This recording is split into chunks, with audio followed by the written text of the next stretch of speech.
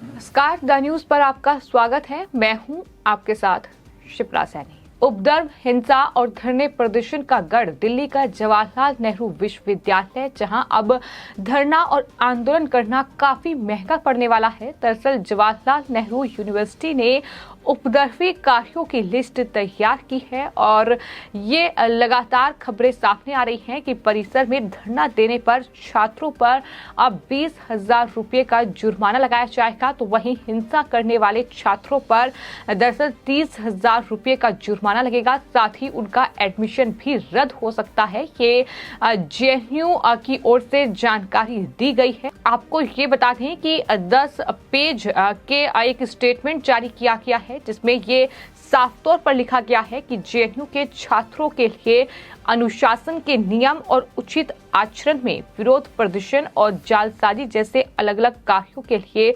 सजा निर्धारित की गई है और अनुशासन का उल्लंघन करने संबंधी जांच प्रक्रिया का भी जिक्र किया गया है, जिसमें इस बात का जिक्र है कि अगर अब जेएनयू परिसर में कोई भी धरना देता है तो उस पर 20,000 रुपये का जुर्माना लगेगा। और वहीं अगर हिंसा की जाती है, क्योंकि कई बार जेएनयू में ये देखने को मिला है कि देश में जब भी कोई फैसला सरकार की ओर से लिया जाता है तो तमाम मुद्दों को लेकर वहां झड़प और हिंसा तमाम छात्र संगठनों के बीच देखने को मिलती है। लेकिन इन सब के बीच अब जेएनयू प्रशासन की ओर से ये आदेश जारी किया गया है, जिसमें ये कहा गया है कि परिषद में धरना देने पर छात्रों पर 20,000 रुपये का जुर्माना लगेगा और हिंसा करने पर उनका एडमिशन भी रद्द किया जा सकता है। 30,000 रुपये जुर्माना भी लगाया जा सकता है। ये अपने आप में टुकड़े टुकड़े गैंग के लिए बड़ा झटका है। लेकिन वहीं जो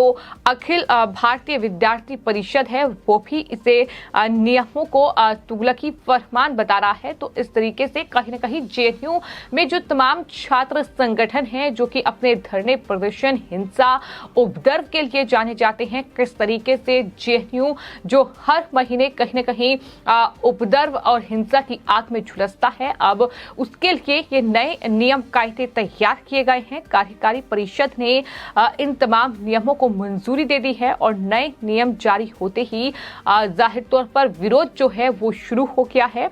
दस्तावेज के मुताबिक ये नियम जो हैं 3 फरवरी से जेएनयू परिसर में लागू हो जाएंगे। ये विश्वविद्यालय में बीबीसी का विवादित जो जाहिर तौर पर एक मामला सामने आया था, जिसको लेकर काफी बवाल जेएनयू परिसर में देखने को मिला था, जहां एबीवीपी और तमाम जो वामपंथी छात्र संगठन थे वो आमने सामने आए थे, जहां बीबीसी, जिसे भारत सरकार ने एक प्रोपेगेंडा डॉक्यूमेंट्री करार देते हुए उसकी स्क्रीनिंग पर भारत में रोक लगा दी थी। लेकिन वहीं जेएनयू में जो वामपंथी संगठन थे वो लगातार उसकी स्क्रीनिंग पर अड़े हुए थे और उसको लेकर काफी विरोध प्रदर्शन जेएनयू परिसर में देखने को मिला। नियम संबंधी दस्तावेज में साफ तौर पर कहा गया है कि इसे कार्यकारी परिषद ने मंजूरी दी है। ये परिषद विश्वविद्यालय का निर्णय लेने वाला सर्वोच्च निकाय है और कार्यकारी परिषद के सदस्यों ने ये बताया है कि इस मामले को एक अतिरिक्त एजेंडा सामग्री के रूप में लाया गया था और ये उल्लेख किया गया था कि ये दस्तावेज अदालत के मामलों के लिए तैयार किया गया है। लेकिन वहीं जैसा कि हमने आपको बताया कि जैसे ही इन नियम को मंजूरी मिली है, 3 फरवरी से ये नियम जेएनयू परिसर में लागू होंगे, वैसे ही विरोध शुरू हो गया है। जहां एबीवीपी ने इसे तानाशाही नियम बताया है, तो वहीं टुकड़े टुकड़े गैंग के लिए भी ये बड़ा झटका है, क्योंकि लगातार ये देखने को मिला है कि किस तरीके से जेएनयू दिल्ली का जवाहरलाल नेहरू विश्वविद्यालय, जहां पर आजादी के नारे लगे हैं, जहां पर भारत तेरे टुकड़े होंगे, इस तरीके के नारे गूंजे हैं, उन तमाम छात्र संगठनों के लिए, उन तमाम प्रोपेगेंडाधारियों के लिए ये जाहिर तौर पर बड़ा झटका है। क्योंकि अब इस तरह की अगर तस्वीर सामने आएगी तो उसका खामियाजा इन तमाम छात्रों को भुगतना होगा इन नियमों के तहत।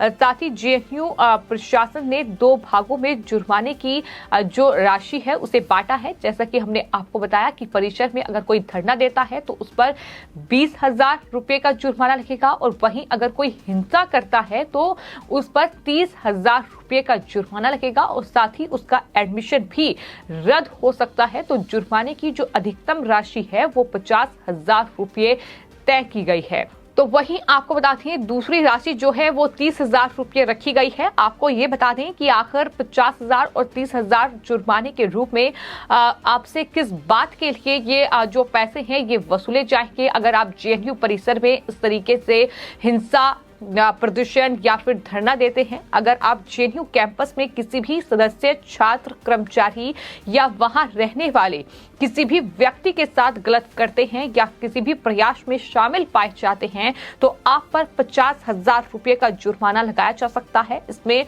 उपरोक्त व्यक्तियों में किसी को भी धमकी या आपत्तिजनक व्यवहार करने पर भी यही राशि रहेगी। और वहीं अगर आप विश्वविद्यालय में किसी भी तरह की जबरदस्ती जैसे कि घेराव, वहां विश्वविद्यालय के सामान्य जो शिक्षा और प्रशासनिक काम में बाधा पहुंचाने का अगर काम करते हैं तो आप पर 30,000 रुपये का जुर्माना लगाया जा सकता है। साथ ही आपका एडमिशन भी रद्द हो सकता है। बड़ा फैसला जेएनयू प्रशासन की ओर से लिया गया है, लेकिन ये अपने आप में हैरान करता है कि दिल्ली का जवाहरलाल नेहरू विश्वविद्यालय जिसे ये तमाम घोषणाएं करने पर मजबूर होना पड़ रहा है कि इस तरीके से अगर धरना प्रदर्शन चलेगा, अगर इस तरीके से हिंसा और उपद्रव का दौर अगर परिसर में देखने को मिलेगा तो उस पर जुर्माना लगाया जाएगा। क्योंकि जेएनयू दरअसल विवादों में रहा है, फिर चाहे वो सीए का आंदोलन हो, फिर चाहे वो एनआरसी का मुद्दा रहा हो, फिर चाहे वो